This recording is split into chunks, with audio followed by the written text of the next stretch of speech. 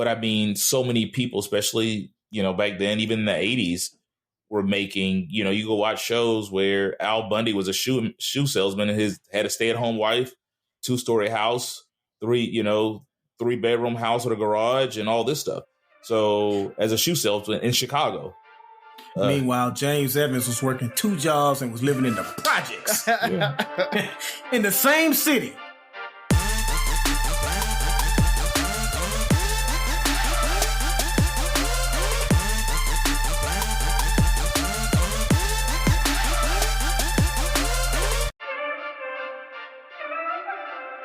What up?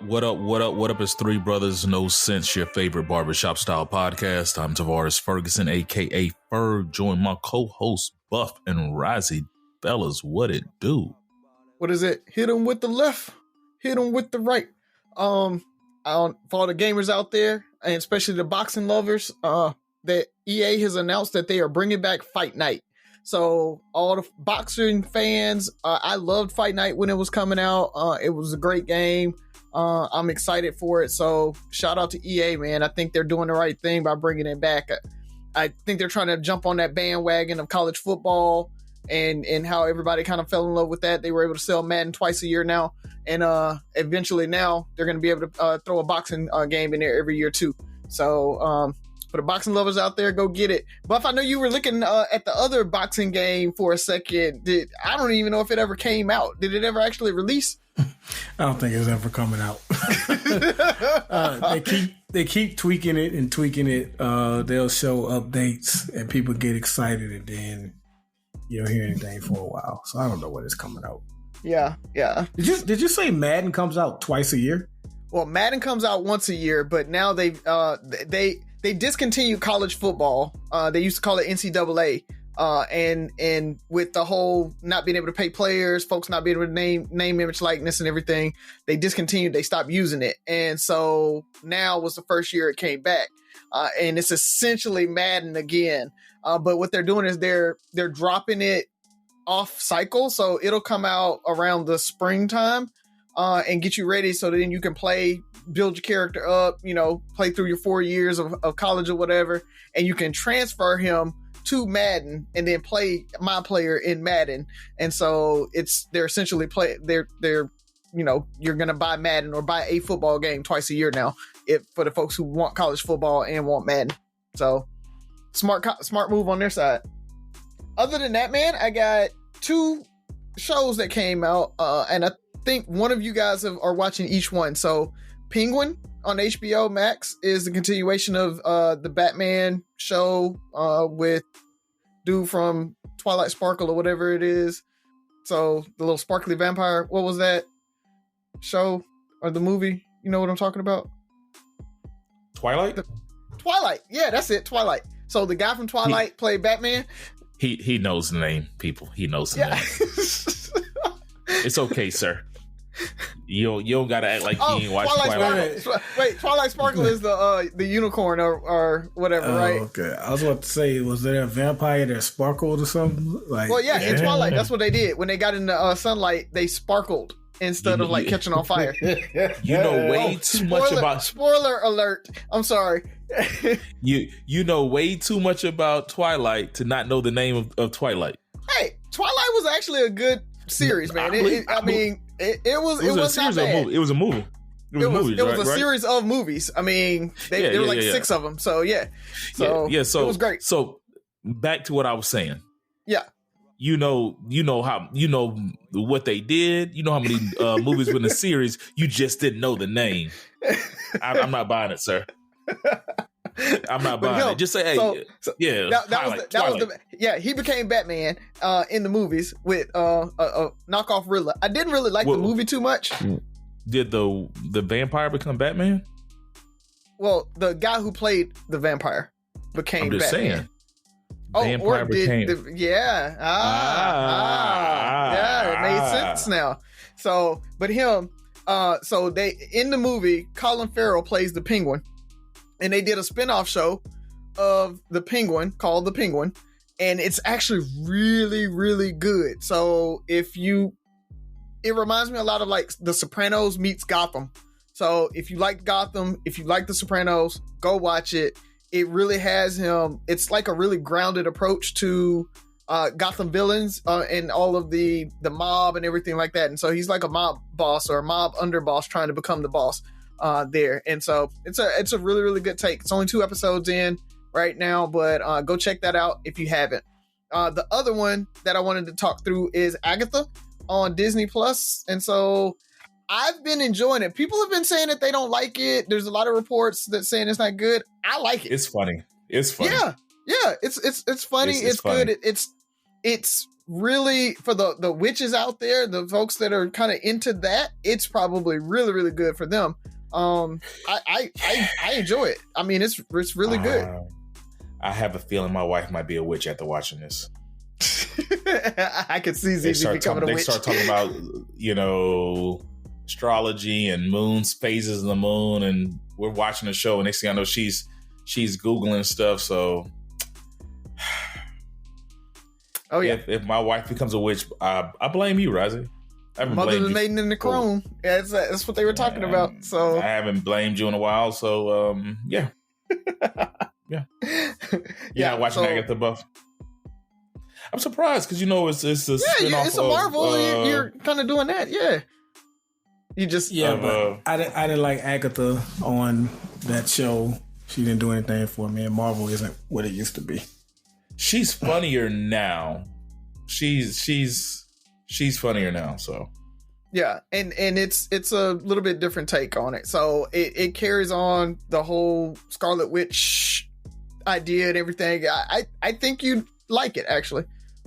Give it a try. I mean, take it for what it's worth. I think that's the thing when people they go into the Marvel stuff and they want the same thing with every show or every movie. It's like they want an action, right? Or they want the teen boy like dream of comic books. And I think what Marvel's trying to do is just introduce different things, right? Think about Ant-Man and the Wasp. It was more of a comedy, that type of thing. I think this is more of a kind of sitcom type thing with I think it's just a sitcom. That probably is the best way to put it. And if you can take it that, because if you're waiting on the big fight scenes and freaking aliens and blast and all this kind of CGI stuff, you're not really going to get that much of that. But if you take it for what it is, it's pretty good. It's almost to the point where you don't have to really follow Marvel or be into the MCU to appreciate it. It's kind of its own spinoff. Yep. So, yeah, it's definitely self-contained in there. Now we hyped it up. Buff's gonna watch and it's like, told you I didn't want to watch it. I already know. So Buff, watch it if you want. I'm not trying to overhype it because I don't want to deal with the disappointment, the backlash. Gotcha. And finally, man, last thing I want to do, I just want to shout out whoever gave Angel Reese that one vote for Rookie of the Year so that Caitlin Clark wouldn't get a unanimous Rookie of the Year. Shout out to you, man. I just, I'm glad she wasn't unanimous, but she probably should have been. Caitlin Clark definitely was Rookie of the Year. But, we got for the culture. I'm pretty sure whoever that was black. I'm just saying. Like hating doesn't look good on you, Razi. I'm not hating at all. I'm just saying. No, you're definitely I'm hating. For the culture. You're definitely hating. Forever, baby. I'm glad somebody messed it up, even though she deserved it. It's kind of like that's kind of the definition of hate. She still got it. Like that, I probably would have had something to say had it been that was the swing vote type thing. It literally was like unanimous except for this one vote. It's like in Congress, Buff, when they go and they find the Republicans that we're gonna vote for it, and so they get just enough, and so all the Republicans could be like, no, I'm super against this, knowing that they really want to whatever to pass. It's just like that. It's the showmanship of it all. Exactly. Sounds like hate. That's it, man. That's all I got. Good stuff. I'm glad you didn't mention the vice presidential debate. I know that was going to be your thing. We just had that yesterday. Some people were a little disappointed in Governor Tim Walz. Some people felt like he did good. And some people felt like Senator Vance came across more likable than he has been, I guess, poll tested in recent weeks and months since he's been the vice president nominee. I'm going to just say this. Debates can be civil. I forgot debates can be civil. Those two gentlemen were up there saying, I agree with you on that. I agree with you on that. I actually agree with you on that. And it was civil. Like, they had their moments where they took their shots. They had their moments where it got testy, which is to be expected. But it looked like two adults that were debating, that disagreed on issues, and were debating and talking it out so that we can decide who we like more. It wasn't a whole bunch of name calling and ridiculous rhetoric. Of course, there were lies told. On both sides. Except for borders are. Okay, of course there were lies told, but it was largely civil. And for me, because I don't really get anything out of debates for real, like it's really difficult to explain a policy that affects millions of people in 2 minutes. But I thought it was moderated fairly well, and just their energy towards one another was kind of like, oh man, that's what America used to be, where two sides disagree with one another, but at the end of the day, they can shake hands and find some commonality and other things. And so that much, I really appreciated that. Even at the end, where they were saying after the debate, they went and they talked after the debate. Yeah, you saw that. Like here's my wife. Here's my wife. Yeah, you forget what politics, I guess, should be, right? Mm-hmm. Go ahead. Now the thing about it is, Vance gained. I think he's scarier than I thought he was. Even if Trump doesn't win this, Vance has put his name in the political hat. He had a pretty damn good showing. Even though he spewed a lot of rhetoric, he kept his calm to the point where, ish, compared to what we've seen recently. I will say though, Tim Walz is a very bad debater, and that let him do that, right? Like, Tim didn't challenge him. Tim, like, if he goes up against another good debater, a Chris Christie or somebody like that, it's going to be hard for him to look like that after a debate if he goes against somebody that actually really is really good at debating. I didn't think Walz did. I didn't think Walz did terribly. I just think he didn't give what the left wanted. The left wanted him to destroy Vance, and he didn't do that.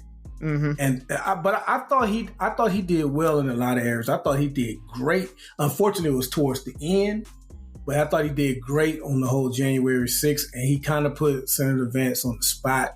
Like, did Trump win the election? I thought he had some good moments. Unfortunately, it took him a while to get going. Yeah. Like, it took a while for his offense to get, since he likes to use football terms all the time. It took a while for his offense to get going. They had to figure out the blitzes. They had to figure out some blocking schemes. Yeah. and then once the offense got settled, he did okay, but he didn't people, like, there are people that just do not like Vance, and they were looking for him to, like, just, you know what I mean? And he didn't do that. Yeah, I feel like people wanted to complete the picture of the crazy ticket. You have Trump, who is irrational. Vance has had moments where he's just been, I think the word is weird, right? Mm-hmm. And so if you could have, what Trump did, Kamala did exactly what she needed to do. She got under his skin and unraveled him. And if they would have did that with Vance, that's what they want to do. It's like, look, this is your ticket. Because she was even kind of like, look at what you're looking. Look at this guy. He's spiraling. And if they would have got Vance to spiral, with all the stuff that's going, I was hoping that they really did that, because I'm like, with all this going on with national security, with like foreign affairs, you need somebody who's level-headed, and neither one of these candidates showed that. This is why you need to vote for me.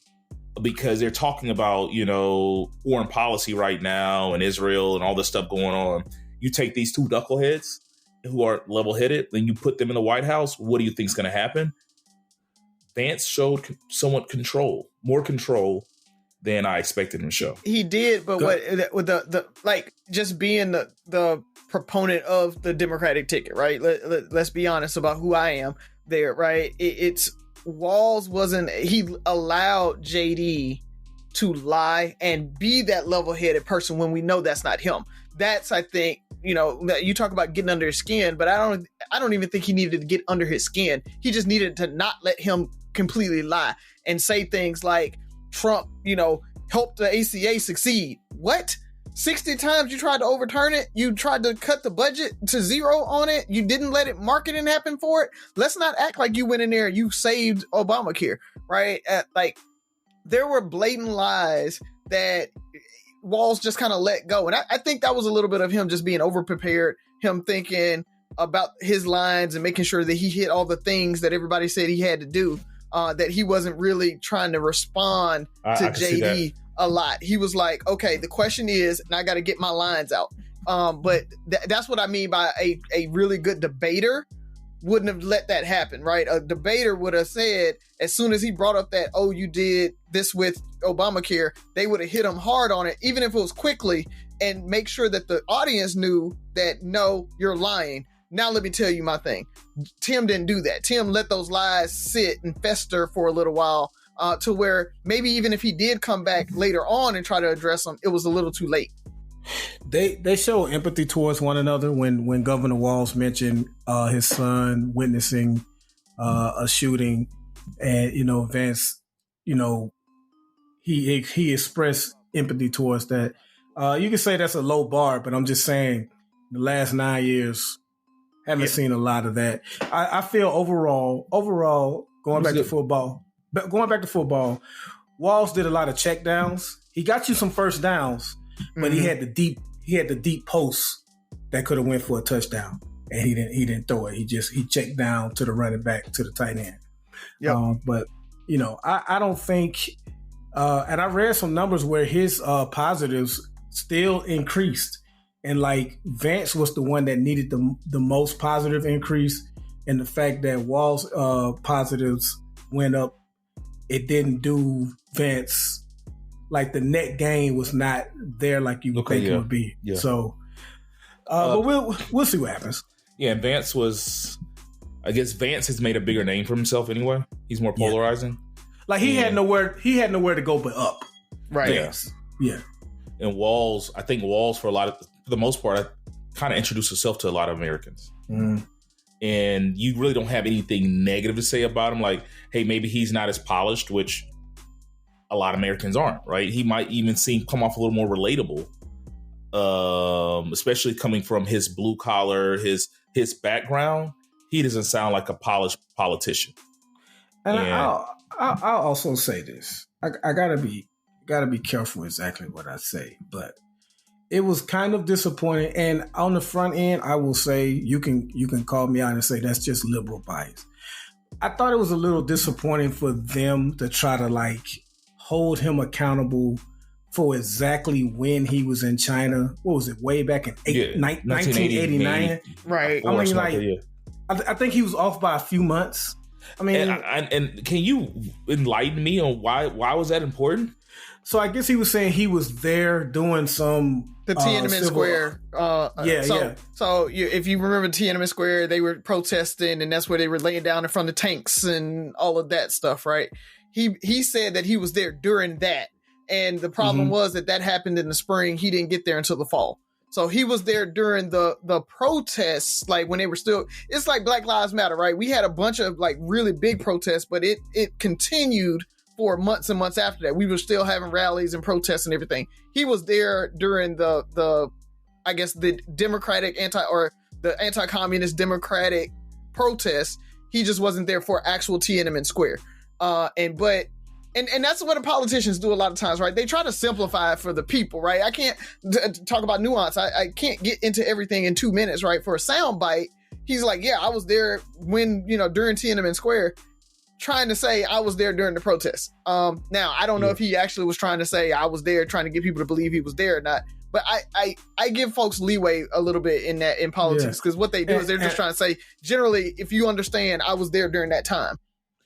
I guess they're trying to build a narrative of him saying that he carried certain weapons in war when he never went to war, and then you add that in, and then you add in him leaving the National Guard right before they got deployed.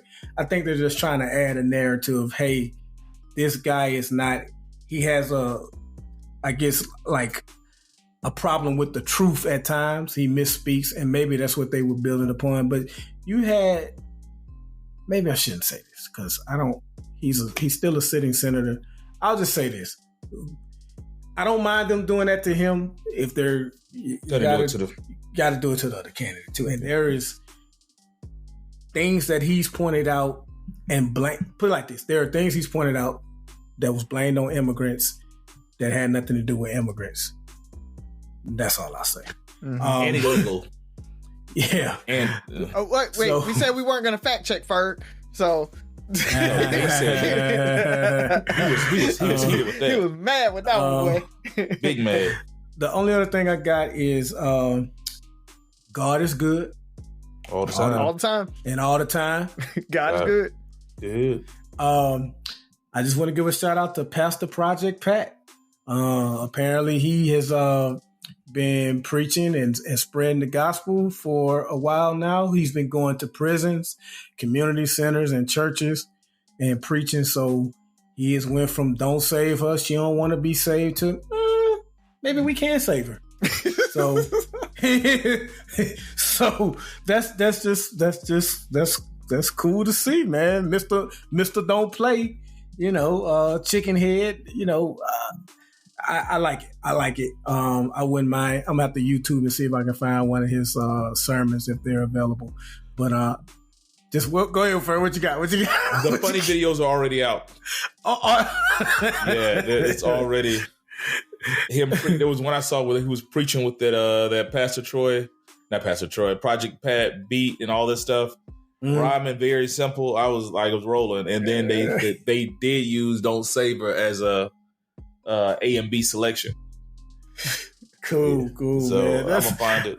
That's all I got. Other than we doing our thing on TikTok, I called a flack from a couple of people on my take on the evolution of marriage and how I'd like to see if a Harris administration is elected, how I'd like to see them increase the incentive of being married. And some people was like, that's forcing people to get married. That's anti-single. And I'm like, how is that anti-single? I mean, homeowners get homeowners credit. That's not anti-renters. So, but anyway, I said all this. It's not about me. I said all to say, follow us on social media. We're doing our thing on TikTok. You guys, most of the listeners know we're already on Facebook. You guys, the interaction on there has been great. We're on Instagram, 3 Brothers No Sense. Check us out. Yeah, it's funny you say that because anytime there's some kind of political initiative or something, it seems like most people want everything to directly affect, and by affect, I mean benefit them. Yeah. I remember when the stimulus check was coming out and there were so many people pissed they weren't getting a stimulus check. Like, my bad, man, you made too much money. Like, it's, that whatever this check was, I'm sorry, you make $250,000 a year and you're not going to get this $3,000 or $4,000, whatever it is. The student loan repayment. Man, I didn't have to take out student loan, so I should get something. Like, dude, there's people struggling that had to take out student loans. That's the only way they got through college. You didn't have to worry about, how financially stressing it is to have to worry about student loans, financial aid, paying for college, getting a job, and all this stuff. You didn't have to deal with that. You're blessed. You have a great job. And it's funny. Even, I can go on and on about all the... We got that "what about me" attitude. What about me? What about me? Yep. I want to hit on some high notes. Well, start off with a high note. Have you guys seen Transformer 1? Yes. You remember I saw it the week before it came out. So yeah, it's so good, man. That movie is awesome. Mm-hmm. I will say. probably the best movie in the Transformers universe so far. Like, it's the best Transformer movie. It really is. I don't know if the storyline was lore, like if it follows the whole Transformer universe, so they kind of made their own spin on it, but it was really interesting in how they presented it. I didn't know any of that. I don't know, Risey, you're more of a manga nerd than me. Is that the norm? Is that a known storyline? Yeah, so it's generally there. They took liberties with some of it or whatever, but yeah, that's generally, it came from the comic books. And so IDW and Marvel both have runs, and so they pull from kind of both of them a little bit, but generally, yes, that's how Megatron and Optimus Prime kind of came up and all of that. So it's so cool to see. I've seen articles where they talk about this solve one of the biggest problems we've had with the Transformer movies since generally the first actual animated movie. It's like they concentrated on the Transformers, right, instead of on the humans and how they're interacting with the Transformers and stuff like that. And so just seeing all that, you got to see all the cool transformations and all of that, and the interplay there. Seeing how Starscream kind of, just, I don't want to spoil it for anybody, but yes, all of it, you get to even the cameos of the Transformers. So anybody who like just really liked the Transformers from back in the day, just be like, you get a glimpse of Jazz or a glimpse of Ironhide, and so you don't even think about it, but it's like boom, they're gone. So love it, man. The random dig at the GoBots. Yeah. I don't know if you picked it up. So it was a good movie. I took the family to see it. And I don't know, man, I don't remember going to the movies that much as a family growing up. But ain't no way movies were that expensive back then. They family afford. They were. I mean, they were about $5. I mean, because you got to think, when we were back in the day, it was we had the $1 movie, and that was the cheap movie, right? But if you went to like Dolphin, let's go to $5, 22, 23 years ago, 25 years ago, with inflation is about $12, $13 today. So that's what you pay for a normal movie theater. Food. It was almost the same. I mean, you think about it, you pay $5 for the movie, and our parents probably paid $3 to $5 for some popcorn. There, and today it's about the same. It's about $7 to $8 for a popcorn, $12 for a combo, right, with the soda and the thing. Man, it's about the same. Those are dollar movie prices. $12 for popcorn, soda, and it's almost $20. That's what I pay. Really? That's what I pay for. If you get a large popcorn, because what we do is we get a large popcorn and a large soda. Everybody shares the popcorn. So we only get one. The kids share their soda, and I get something different, or they get ices, and I'll have the soda, and that'd be it. And maybe because the movie theaters now, it's. Did y'all do like the dining ones where they bring you the food, and y'all had like the pizzas and all that? That's why it's so expensive. You better go to dinner before you get out there. That's more expensive right there, bro. Yeah, I mean, because it's like, if I gotta feed them before I take them to the movie, and they gonna eat it again anyway. They're gonna want to eat popcorn and all this stuff. So, and that's why I don't even feed them dinner. I just y'all gonna have pizza or popcorn and candy. That's gonna be y'all dinner tonight. No. So that's a really good movie, and just want to take a second to just pray for the victims of the last hurricane. Helena. It was devastating. I just don't remember in recent history the death toll being that bad in the U.S. It's over 200 now. Mm-hmm. And it seems like it just went across the whole Southeast. It just really devastated. I know it came through Florida, and I know people are all in Georgia and South Carolina, and I think even parts of North Carolina were affected. And especially in Georgia, the death toll is staggering. And I know people out in Augusta and places like that right now trying to help get their life back together, and the death toll keeps going up when I checked this morning, it was like 150, and last I checked, it was over 200. And so my heart goes out to the families of the loved ones the families that lost loved ones, and hopefully your grieving period, especially once all of this gets back to normal. And that's another part of it, just trying to grieve loved ones and loss when you don't have power and your home's destroyed. It's just, I don't know, man. I don't remember all this stuff happening when we were kids like this. This is it's climate change, right? But I mean, you have to think Hurricane Sandy, I think that was like over 200, right? We can't ignore Katrina, right? The death toll there. Like in the last 15, 20 years, we've had major hurricanes that have had that death toll like that. And it's happening more and more often. And so while go back to the debate, JD Vance was saying, well, me and Trump want clean water and clean air. It's not about just clean water and clean air, right? It is 100% about climate change, and weather is not climate change, folks. So you can't look at, oh, well, it's still hot out or it snowed, and climate is very different than weather.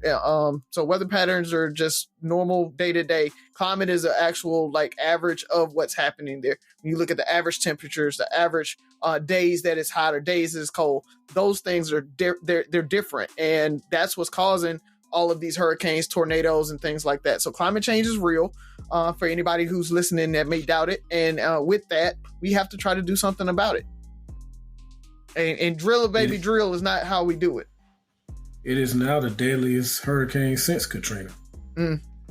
Man, Katrina almost took 1,400 lives. Yeah. And I think what was special, well, and not comparing by any means, Katrina was just like in this, for the most part, because I mean, it did devastate the Gulf Coast, but it was so impactful in that New Orleans area, right? So we kind of focus our energy on New Orleans. Here you're like Tallahassee, Perry, Florida, Augusta, Atlanta. Like it was so many. It's so spread out. It's just, I think that's what's so big to me is how much the path of destruction, I guess. Yeah. Right? And then you had Hurricane Rita like a month later. So it was, it's crazy. That was a crazy summer, man. Yeah. So, but don't want to continue about the weather and beating you guys down too much. Let's go ahead and jump into it. Is Sophia around? She is. She'll pep us back up. Hold on one second. At LinkedIn, we know hiring is a big deal for your small business. Sometimes it can feel a little overwhelming. LinkedIn uses data that you can't find anywhere else to give you the best candidates. All so you can feel confident you're hiring the best person for the job. And even a little hiring bliss. See why 86% of small businesses who post a job on LinkedIn get a qualified candidate within a day. Post a job for free at linkedin.com/achieve. LinkedIn, your next great hire is here. At Rocket, we believe everyone deserves their shot at the American dream. So if you're feeling locked out of home ownership, we're here to give you back the keys. We're opening doors, breaking down walls, and doing everything we can to turn renters into owners. And we're not going to stop until we help everyone home. To find out more, visit Rocket.com. Rocket, own the dream. Why y'all whispering? We got Afro Sophie back. Afro Sophie. Afro Sophie. Afro Sophie. Like Afro Karate Sophie. Taekwondo. Potato. Have you ever actually heard anyone say potato? Only when they say potato. No one ever said potato. This whole works. I mean, I just heard you say it, but I'm just, That's only for the... What's it called? The thing I use. The catchphrase. Yeah. I'm so good. All right. How do you find a cheetah at night? Use a spotlight. Spot. I knew Spots was in it. I knew Spot was in it somewhere. I'm not letting you guys get this ever again. Not for last time. All right. Go study. Good one. I'm not studying. I finished on my homework. Oh, okay. Finally. I'm gonna take a bath. Sophie's on debate team, so she's my little budding lawyer. She loves to argue. All right, who's up first? Wonder where she gets that from. I don't know. I'm gonna say her mama. Yeah, Jen didn't argue. Jen. No. Yeah, I gotta take that one. Yeah, let's go. Oh, this episode is brought to you guys by Arby's. They have the meats. Dum, dum, dum, dum, dum.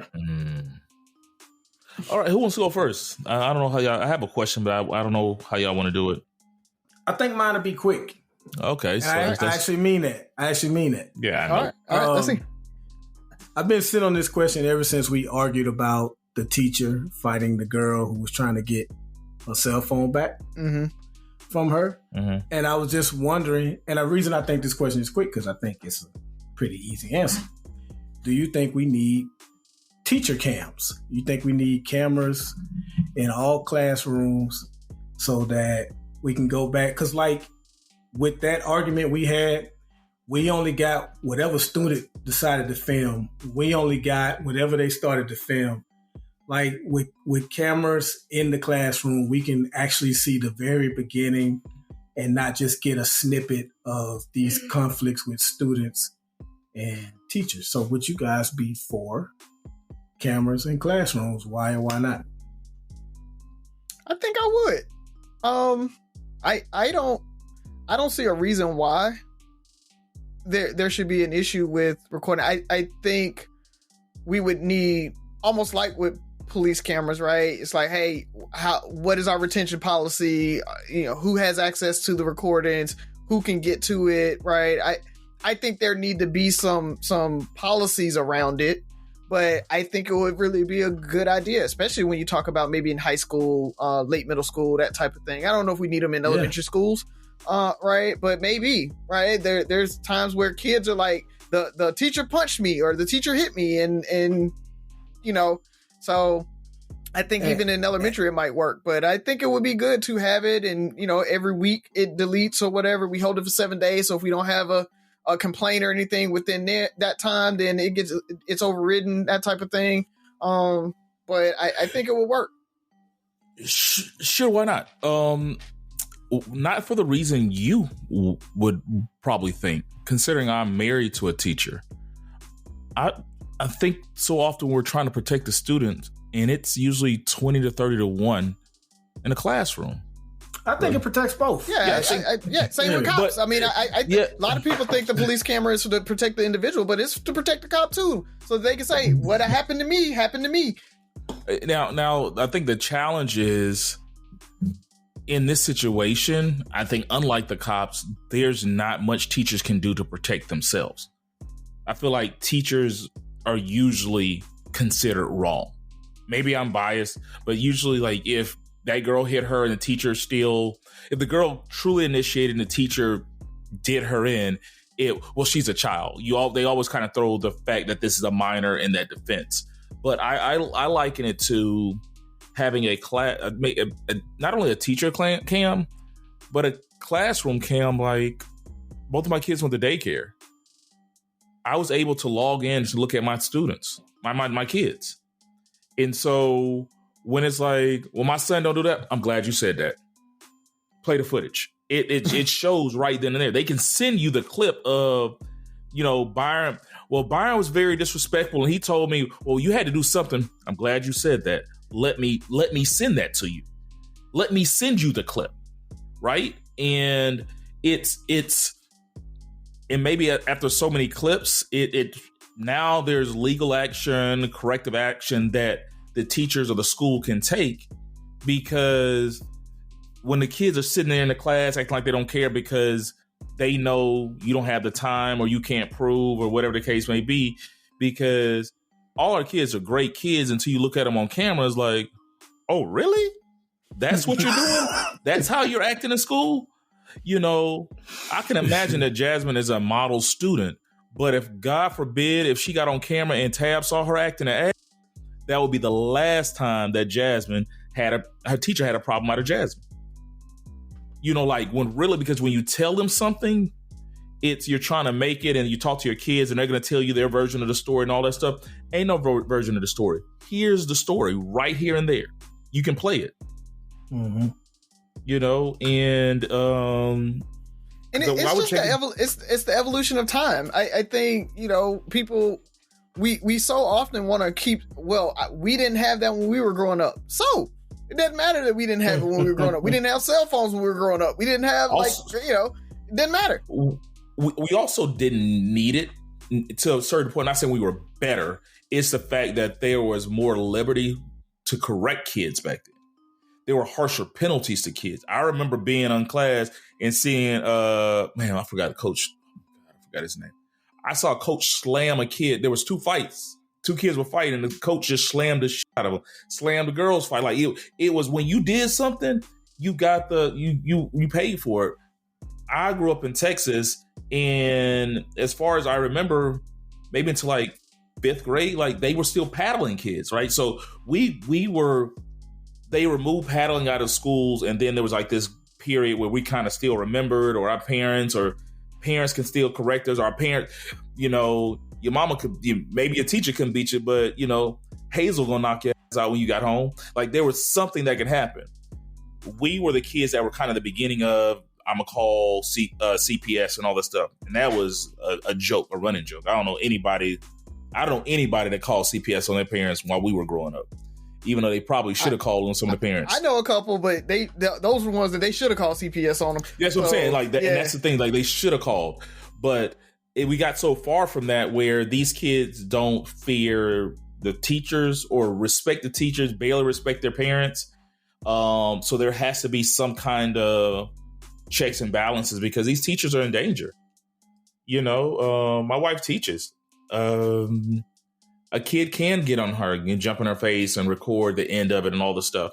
And even if she's defending herself, God forbid, something like that happen, I want that kid to be prosecuted to the extent of the law, whatever the crime is. If they put their hands on my wife. Because a lot of times, to your point, the cameras come out very late in the interaction. And so a lot of times you're like, that teacher shouldn't have done that. And it's like, well, you don't know if that teacher tried to de-escalate for the last 5-10 minutes and the cameras came out as it was escalating and all they caught was the teacher slamming the kid. But they don't see the part where they try to move around the room. They're trying to avoid them. They're saying back up, all of that. That doesn't make it to the camera. And so now it's the teachers, their words or their version versus what you see on the camera. And it's very hard to go against what's on that camera. And they would have to have a committee. It would have to be made up of PTA and faculty to make sure that there would be an oversight committee, right? Where footage has to be lasted so long. And I would think to a point where when I used to be in management, I even with Z teaching, I'd say introduce a paperwork in their life, introduce a video in their life, like be able to save timestamps of this day and document it. So if something does happen, here are the 4 cases in the last 2 weeks where we had to deal with Orazio, right? Mm-hmm. He got in my face this day, and teachers can have that same thing where you give the students the liberty to say, hey, because I don't want it just to be a one-sided thing. It's, hey, I had a problem with my teacher. This is what happened. And you can submit for that footage, or, you have access to that footage for a certain amount of time as well. And you bring it up between an oversight committee. And it's like, hey, how does this add up? I mean, it's taxpayer dollars and all that stuff, but I'm with it. Because these teachers are giving up. I see nothing but upside, and not just for, what you guys mentioned with potential fights between students and teachers, but there was a guy that went viral earlier this year for letting his middle school student braid his hair, and people were saying that was, inappropriate. And so I think, it could probably be good at catching the pattern of teachers that are having inappropriate interactions with their students. We can learn from some of these school shootings. When a student brings a gun and decides to shoot up his class, we can learn more about the behavior that you can look for right before. Who knows? I just see nothing but upside from it, and I think it protects the student. and it protects the teacher because, people are inclined to believe students at times, and the teacher can say, no, this is what happened. This is why I had to knock his ass out and roll the tape. You know what I mean? So I see nothing but upside for it, and that's why I thought it'd be a quick question. So I think we're all in agreement. Yeah. Roll that beautiful bean footage. Yeah, exactly. Yeah. Cool. I'll jump in if you don't mind, Fert, or did you want to go? All right. I want to start with folks. Stop going to the stores and buying up all the toilet paper and the water and all of that. Toilet paper doesn't come from overseas for the most part. It usually is made here in the country, so you don't even have to worry about that. But I say that to say, you guys know that there was a longshoremen strike, and that is over now already. I think 3 days in or 2 days in, they have a resolution or whatever. They're supposed to be back in. So by the time this drops, the docks will be open and everything will be flowing again. So y'all went out there, got all that toilet paper for nothing. But even with that, I want to ask you, I saw a lot of discussions about longshoremen and those folks make a bunch of money already. That's why I don't like unions. It don't make no sense that they're, striking when they already make over $100,000, sometimes $200,000, yada, yada, yada. So, I wanted to get you guys' opinions on unionization. Is it still needed or warranted? And why? Yes, there is no company in the history of companies that have made work conditions, because unions are not just about pay. That's a big part of it. But a lot of times it's about work conditions and things like that. There's a reason why, not just women, but fathers also, but that we're able to spend time with our kids after you have a new kid. There's a reason why, you can start accruing overtime after working a certain amount of hours. There's a reason why jobs have to provide a relatively safe environment in order for you to do your job. Companies are about the bottom line, and I don't want to paint them as evil, but at the end of the day, they're there to make money. And so I can't think of it. Maybe there's one or two exceptions, but I'm just going to go out on a limb and say there is no history of a company making conditions better for workers without them striking or having a union negotiating the terms with the threat of having a strike. You need it. I think to a certain extent you will always need them because if not, companies will always try and get over. And it doesn't happen overnight. There are companies now that don't have unions. I think Amazon just allowed unions, if I'm not mistaken, but they start eating away little by little and until you don't feel like you have a choice. So I'm for unions. As far as people thinking they make too much money, yeah, that people always think that about other jobs. No one ever says I make too much money. Everybody thinks that about everybody else's job. So yeah, cut it out, man. Right. I have mixed emotions. I've never had a job that belonged to a union. And I don't know if it's because of the industries I'm in or the positions, and maybe there are unions in other parts of the company. Maybe like some of the factory work. I don't know. Right. The closest thing I remember is when I worked for Enterprise, there was talk that they were trying to bring the union, and there was union busters. There was people trying to watch out for the union before it came in. But I do think it's necessary. It's necessary. It has brought about change. Definitely brought about change. My only concern is when sometimes unions have a lot of power and can be misused. Let's go back to, we talk about this show all the time. Let's go back to the docks of Baltimore. Mm-hmm. That's exactly what I thought about season 2. Yeah, let's look at season 2 and The Wire, and it shows how it's not almost political; it becomes political, right? Yeah. Where it's you're taking people and they found the ins and outs of the union and the power behind the union, and they're leveraging it to their own personal gains. And that's where I'm like, so even with this pay raise, definitely is the pay raise they want reasonable for the job and the training and the skill set? I don't know. I don't know exactly what they do, but it's the union's asking for something.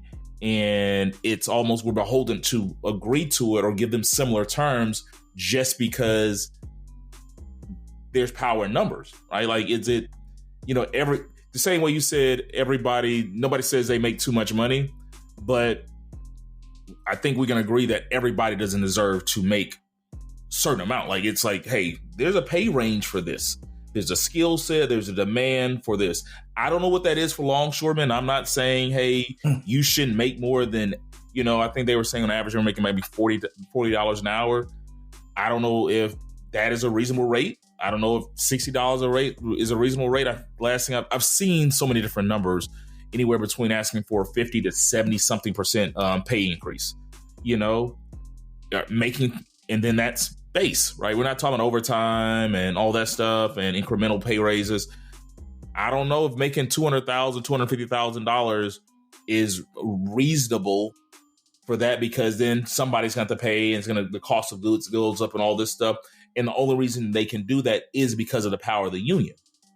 Like, there's not a union to dictate inflation because somebody has to pay it. Somehow it's going to, the cost is going to be offset. So I don't know. According to the Wall Street Journal, they make about $52.85 an hour. So 52, and they're asking for I think a $5 raise is what the which comes. No, so it was more than that, from what I understood. A full-time worker makes about $233,000 a year. Yeah, and this is before the pay raise, right? Right. Yes. And they wanted I think they settled. Their agreement is a $5 an hour raise on that, or it's $4 an hour. So they wanted $5. They settled on $4. Yeah. So $230,000 a year on average, right? Mm-hmm. Another $4. So $4 an hour times 40. I mean, it's 2080. Not I think a lot, but it's.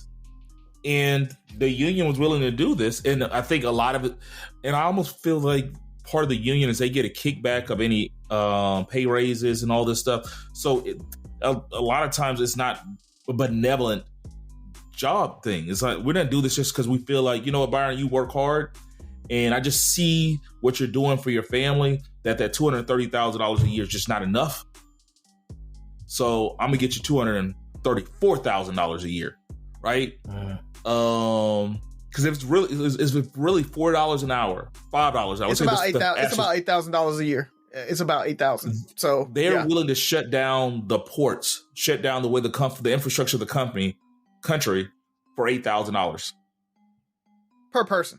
But I'm saying it's not because of Razi. It's because that 8,000 times how many workers, there's some kind of kickback they're getting for that pay raise. And keep in mind, that's every year for the next 6 years. Yeah. So it's a $4 raise. 2025, $4 more, 2026, 2027, 2028, and maybe your union dues. But I don't know if union dues or union fees or whatever they call it. Is it a percentage of your pay, or is it a flat rate? We have a flat rate. So yeah, usually it's a flat rate that the union decides on. Like, the union members decide on that rate. They usually vote on it annually. But what I'll tell you is, a lot of times you might be like, oh well, 200,000 whatever is too much. A lot of times what they're fighting for is to keep up with inflation, and say, I want to be able to live generally how I lived 15, 20, 25 years ago. Longshoremen were. Everybody wants that. Guess what? As a union, we can make sure we can force it. That's what unions do. Like, and so many people complain about wages haven't kept up with inflation, blah, blah, blah, blah, blah. Well, guess what? Unionized people's wages generally do. And that's, so you can't be mad because you don't want to unionize or you hate unions, but that's what unions do. They keep up. The people that are working in those unions are able to keep up with inflation and fight for that. Companies don't get to just make record-breaking profits and their employees don't get a part of that. They don't get to give it all to the shareholders, and all the employees get help with, end up holding a 1.5-2% raise a year, which is, corporate standard, 2 maybe 3% on the high end is an average. And so when we say $4 an hour it's like a 6-7% raise for them. It's a little high, but it's not super crazy. So when people say, "Oh, we're getting $4 an hour," it's the average raise. It's a little bit higher than the average raise in corporate America. So there again, and when you look at inflation, is about 2.5-3%, almost 4%. They're saying we want the raise to be able to keep up with inflation. So I'm not gonna fight the whatever they negotiate on, because obviously whoever's on the other side of that, they felt like it was okay. I mean, they came to the table and they had an agreement within a day and a half, right? So they like, okay, we can absorb that somehow. So most unions actually have access to the books too. So when people be like, "Oh, well, they're asking for so much money," they know how much the company's making. Unions don't want their company to go under. Unions aren't like, "Well, I'm just going to break it." Yeah. I mean, sometimes that, like they've seen that in the past where unions have gone too far and it actually caused the company to go bankrupt. So I think unions have gotten smarter about that. They're not trying to do that. They want their jobs. So they're just trying to make sure that they get an equal part of the profit pie. I don't blame them. So to answer my question, I think unions are fine. I don't think every job needs a union. I think, and companies have to be smart about it, right? I don't agree with union busting, but what I do agree with, putting on my HR hat, right, is being able to say, we pay you well, we give you these benefits, you get all this stuff, you don't need to unionize. And so, I've seen where they have employee feedback loops and somehow advocacy groups and all of that. And like, hey, come tell us if it's not working, trying to kind of stem off the need for a union. But if the workers aren't feeling like the company's hearing them and they're not giving them what they need, I feel like, hey, a union is perfectly fine to unionize and get what you need from that company.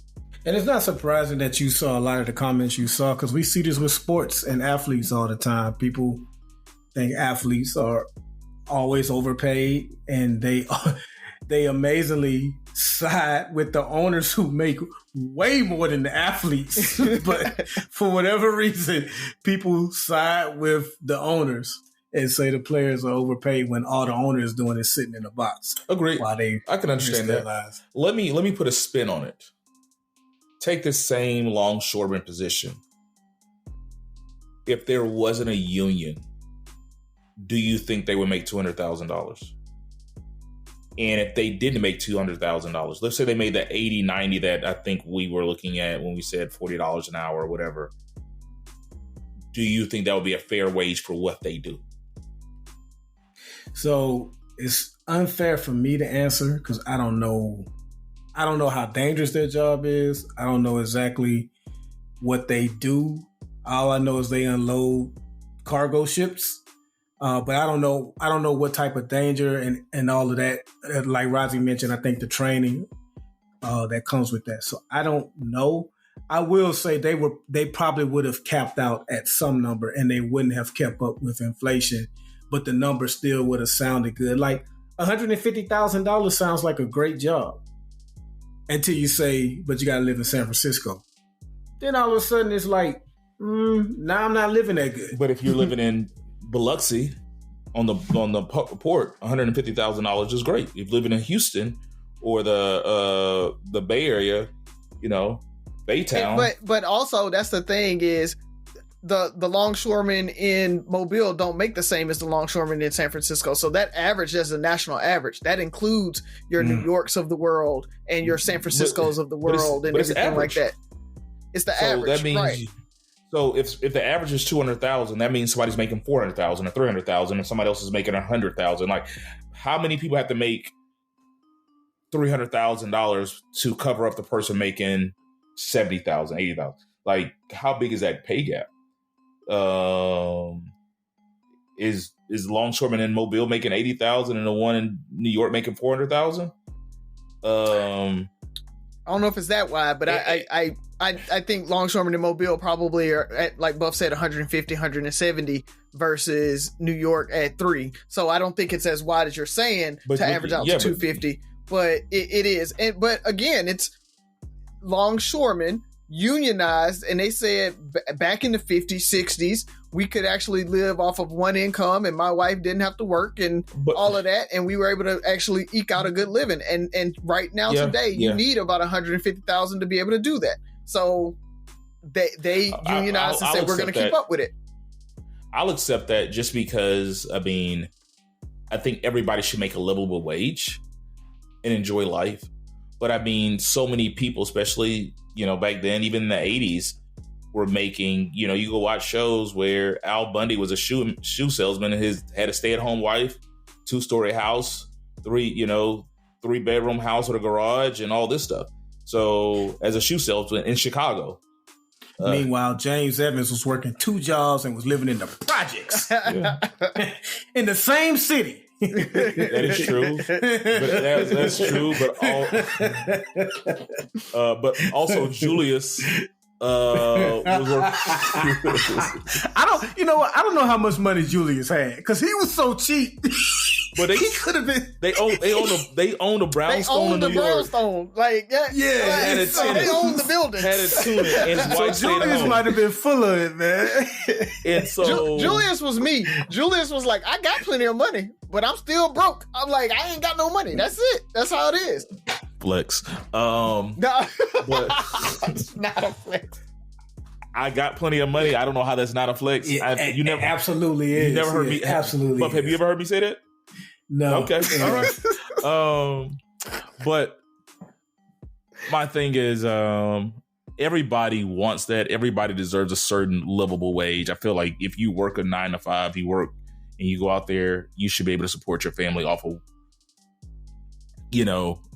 not just saying one income, like a household should be able to support off one income, but excuse me, people shouldn't have to work no one individual should have to work more than one job to have a livable wage and be able to maintain a decent lifestyle. Agreed.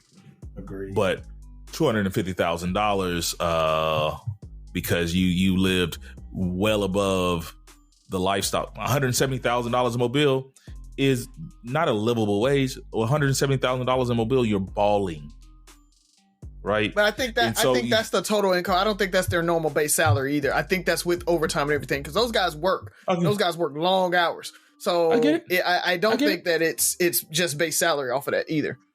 Yeah. That's why they specify full-time workers. Yeah, I get it. I get it. I know people who work overtime in 2-3 jobs and they still can't make $170,000. Some can't make $70,000. So the fact they're like, well, they're working overtime, so consider that. Okay, that's fine. I think unions are good. I just the good and the bad of them. I think there's some people who use them to their own spoils, and I can never shake season 2 of The Wire out of my head. Yeah, I get it. That the Teamsters, right, with the mob influence there. I think so many people use those as these cautionary tales when, even the teachers union gets a bad rap, right? And like, oh, well, teachers unions are making education, they spend too much, and teachers shouldn't make that much. They only work 8 months a year or whatever. And they ignore, again, the overtime, right? They ignore that those teachers work 14, 15 hours because they're grading papers at home and everything else. They're probably in those 8 months working the same amount of hours that you work in 12. Why can't the teachers make $250,000 a year? Now that's a union I'll get behind. Get some lawmakers. Decouple. First of all, we got to decouple education funding from housing prices and housing taxes. You do that, and you actually put it as a centralized tax or like just entitlement, and say, hey, here's the budget allocation for it based on the number of people, and that's the only thing they get, it's still going to be hard. Pay our teachers. If we start paying our teachers $200K, our kids better start having some better lunches. Those kids get fed slop. Yeah, but we were talking about unions and employers. Like that's a great example. They're not keeping up with the price of inflation, right? And so there's a union that has, and because they have more leverage because of what they do, right? The import-export game. And I think that's what it is. Mm-hmm. That's what it was kind of like, well, they're able to strike and monopolize on this. Is like, hey, the country shuts down. And that's why I was going with over $4, right?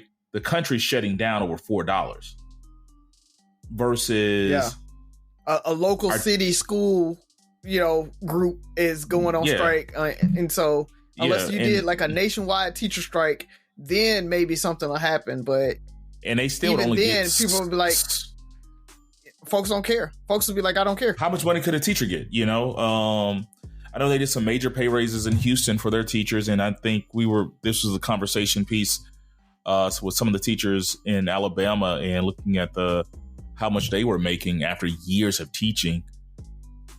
And depending on where you live, like you said, depending on the housing price and house tax, the property taxes and stuff like that dictate a lot of what teachers make. I don't know. And also we had some homeboys that worked in unions, and they seemed like they were getting over. They knew that union had their back no matter what they did. And I think that's kind of where I'm like, man, so the union, man, I just go in there and I just sit because I know they can't say nothing to me because they don't want to deal with my union boss. I'm like, ain't that some BS? So I think those are some of the cautionary tales behind the union as well. Mm-hmm. But good question. Let's go ahead and close it on out, fellas. This episode is brought to you by Hyundai. Think you know what an electric vehicle should be? Think again. From the charge time and range in the Ioniq 5 and 6 to the 601 horsepower Ioniq 5N, Hyundai is redefining what EVs should be. Learn more about Hyundai EVs at HyundaiUSA.com. EPA estimated 303-mile driving range for 2024 Ioniq 5 SE SEL limited rear-wheel drive and 361-mile driving range for 2024 Ioniq 6 SE long-range rear-wheel drive with fully charged battery. Actual range may vary. Pepcid Complete knows that food is one of the best parts of game day. That is, until heartburn strikes. Thankfully, just one chewable tablet of Pepcid Complete provides dual-action heartburn relief with an antacid that starts working instantly and an acid reducer that lasts all day. So you can stay focused on that second helping of chili without worrying about heartburn. All day based on 8-hour symptom relief studies during the day. Use product only as directed. All I got, man, is Contentville. What up? I know we didn't mention you guys yet. So what's up to you guys? If you guys haven't, all the listeners out there, make sure you go download the Inspire You On Air app. Check us out on Contentville every Monday, 8 o'clock Central Time. Other than that, I want to say and give a huge shout out to the UAB Black Alumni Network. We just finished out Black Alumni Week, and it was a great success. We did our inaugural sneaker soiree, sneaker ball. Great time was had by all, man. Shout out to the venue, planning committee, everybody else. Thank y'all for what y'all were able to do. We were able to come out and raise at least a couple thousand for the scholarships that I don't know when I'm going to give them out because of this whole anti-DEI bill, but at least we have it ready to give out whenever we can figure it all out. So shout out to you guys. Keep doing what you're doing, because with all these anti-DEI bills, everything that's going on, we got to be here for our kids, and we're the only ones that's going to be taking care of them now. Because the school can't. So that's all I got, Buff. I mentioned James Evans a few minutes ago. I do want to say a rest in peace to John Amos, who played James Evans. He was also Mr. McDowell. He was also Lisa's father on Fresh Prince. And of course, he was the older version of Kunta Kinte in Roots. He actually died like a month and a half ago. And like word just really kind of spread a couple of days ago on that, including his daughter, who found out. So she's trying to figure out why she was one of the last people to know and found out when everybody else did. But he reminds me a lot of Charles S. Dutton. I've been going back and rewatching Rock, and And he had a lot of issues with his writers because he wanted rock, and this might have been a shot at Martin, but he wanted rock to be like a more serious show. He was like, every black sitcom, they always want the black actor to be a buffoon and super silly. And he wanted to deal, that's why you had the whole Andre storyline on rock and things like that. And the writers wanted to just be a typical funny sitcom. John Amos also grew frustrated with JJ becoming the center of Good Times, and he really wanted to be centered around a strong father, a strong mother, strong family structure. And he also felt like they should have focused more on Michael and Thelma and what they were trying to do versus JJ's antics. And even going back to when he was a kid, he refused to sing a song his white music teacher wanted him to sing, Old Black Joe. And I don't blame him. If you ever heard the song Old Black Joe and you're the only black kid with all these white kids looking at you, you ain't trying to sing that.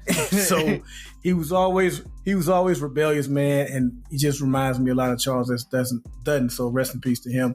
Rozzy took my Contentville shout out. So I'll just say, in addition to that, make sure you subscribe to us on any podcast platforms. We're on everything from Apple Podcasts to YouTube Music. It's no longer Google Podcasts, Spotify, and every other podcast platform you can think of. And Rozzy also brought up his question centered around unions and the longshoremen. I was going to send a shout out to them on working out a deal, because for a minute I was like, is this the October surprise? Because had they stayed on strike long enough, this was going to be a problem for the Biden administration, which would have been a problem for Vice President Harris. Mm-hmm. So luckily they worked that out. They're set to go back to work tomorrow as we record on Thursday. And so I'm glad they were able to work that out. Now they can focus, because there's a lot going on in the Middle East. And I'm sure we'll talk about that in future episodes, but there's a lot going on with Israel and Iran and Hezbollah and just everything going on over there. So I'm glad they was able to work out one of the problems that's going on. So that's all I got, man. Well, we're recording. Today is Thursday, October 3rd, aka FAMU Day. We are celebrating 137 years of being an institution of higher learning. So shout out to all my Rattlers. I had my orange and green Dunks on. People were noticing, asking what was going on with it. So, and I actually ran into a random Rattler because I had them on and we had our little moment. But happy FAMU Day. And to, like Byron said, to the longshoremen, go get your money, do what you need to do. I'm just glad this didn't pan out how I thought it was, with this becoming a political, potential, a big political issue for the upcoming election. So we're back to the regular BS that we've been dealing with for the last 9 years. Nothing new. People, stay tuned. We're about a month away from elections. Please. So I'm gonna end every episode with this. Get out and vote. Don't outsmart yourselves. Don't say the voting process is flawed. Don't say it doesn't matter, and talk about all the same things we've been using for the last couple of elections, where we've seen it came down to very few votes. Your vote counts. Your vote counts. So, with that being said, 3 Brothers No Sense, 6 Rules of Podcast. Listen, like, share, subscribe, comment, and most importantly, listen again. Talk to you next week.